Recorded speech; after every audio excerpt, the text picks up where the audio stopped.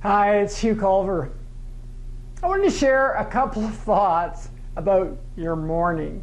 I just got back from a fantastic event with Meeting Planners International in Vancouver, and I was speaking with this audience about what we do in the morning. I know that that's it's not what probably people expect me to be talking about, but I just think it's something that we often overlook. You know, the reality is that we are creatures of habit. I mean, we're educated and we have all sorts of ambitions, but the reality is that 60 or 70 or 80% of what we do every day is the same as what we did yesterday. So I want to challenge you just a little bit on what you do in the morning, because you got to admit, morning is when we actually prepare ourselves for the day. And I recognize that some of you are amazing at this. Some of you, wake up, hit to the gym or the pool, or head out with your dog for a walk, or do some journaling or meditate, and you've really thought through how to really maximize this time in the morning. But I do hear a lot of people telling me that they're frustrated, that they're always rushing in the morning, they don't have time for themselves, they're too busy to actually feel like there was any time there for themselves. So here's a couple of thoughts. Number one is you got to look at when you wake up. What do I mean by that? Well, what I mean is look at the habit of when you go to bed and when you wake up. I hear more often than I would expect people telling me that they're up really late now watching movies, watching TV reruns or episodes on their computer, or they're on Facebook. I'm not sure that's really a very sustainable habit. So look at when you go to bed and look at when you get up. If you don't have enough time for yourself in the morning, you're going to have to probably go to bed earlier, and then make sure you get yourself ready with your alarm and prepare mentally to get up early. I've been getting up at 5 a.m. for years, and I love it. Why? Because it gives me 2 hours in the morning before my children wake up and the house gets going to myself. So I have time for all the things that I love. I have time for exercise. I have time to get caught up on work. I have time for all my creative writing. And I feel like I've done the lion's share of my day's work before even 7 a.m. But that's a habit that I have to get developed and get practiced at. And I also have to shift things at the other end to make sure I go to bed early enough. So here's a couple of things. Number one is look at when you wake up in the morning. Number two is look at having a plan. Now, I don't mean getting crazy about this and a big schedule, but I mean before you go to bed, just jot down a few things that you're going to do with that time in the morning. So you're not scrambling around or not getting caught up in your email inbox or on Facebook.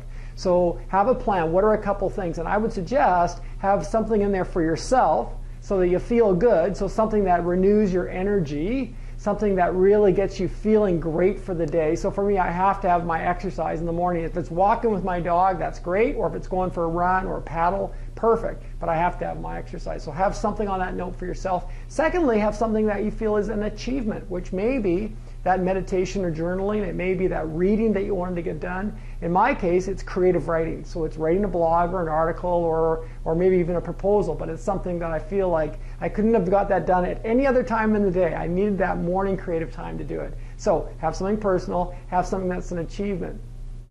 The next thing is to look at food. Now, I'm not an expert on food, but I sure know that if I don't take care of myself with the food that I ingest and getting hydrated properly, I'm going to have a rough day. So a couple things that you need to do. You need to look at having a low-fat, high-fiber diet. You need to have your proteins and your carbohydrates. And you're looking for something that's going to fuel you up to carry you for about the next 4 hours. And hydration is really important. First thing I do when I wake up is a big glass of water. And it just, especially where I live, which is a very dry area, it just really helps everything work better. And then I have a really healthy smoothie after I have my workout with lots of fresh fruit. And then I have a small breakfast to go along with that. So you look at when you wake up, you look at having a plan, you do something for yourself, you do something that's an achievement, you look at your food. The next thing I would look at is, what are you ingesting up here? So what is it you're ingesting mentally? If you've been to any of my programs, you know that I say I don't read the news. I don't listen to the news or watch the news. And the reason is because I don't want to be full of lots of negative information. There's at least 10 times to 1 content of negative news to positive news. So that's not really what I want to be ingesting up here. So if you have a commute to work, for example, that's the perfect time to be looking at something that's enjoyable and educational, something that's going to really enlighten you.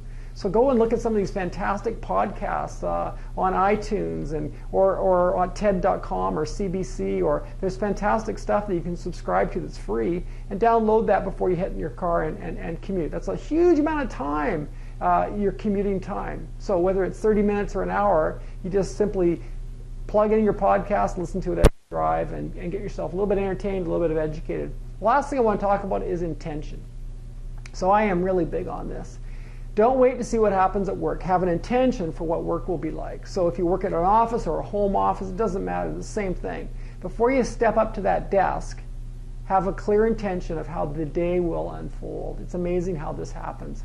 You can call it the law of attraction, you can call it positive thinking or whatever, but it absolutely happens. It's no different than the day before vacation when you have this clear intention of this amazing amount that you've got to get done. You can have the same thing every day.